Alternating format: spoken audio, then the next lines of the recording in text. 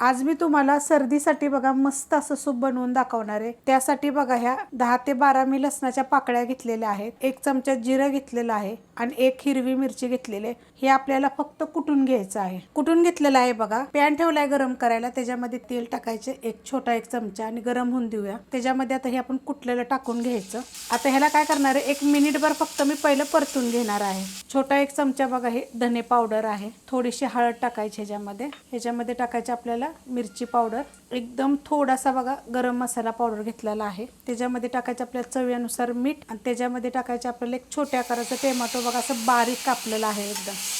Gas करणार आहे आता मीडियम आणि 2 ते 3 मिनिटं मीडियम गॅसवर किंवा फास्ट गॅसवर आपण हे परतून घेऊया। मस्त असं बघा परतून घेतलेलं आहे। ह्याच्यामध्ये टाकणार आहे पाणी, साधं पाणी आहे। मस्त असं मिक्स करून घेऊया। 3 मिरी मी कुटून घेतलेले आहेत एकदम बारीक अशी। थोडीशी टाकूया कोथिंबीर। गॅस आहे आपला मीडियम आणि हे चांगलं आपल्याला शिजवून देऊया। मस्त असं बघा शिजवून घेतलेलं आहे। जेवढं होता होईल एवढं चांगलं शिजवून घ्यायचं बघा। अशा पद्धतीत हे सूप झालेलं आहे।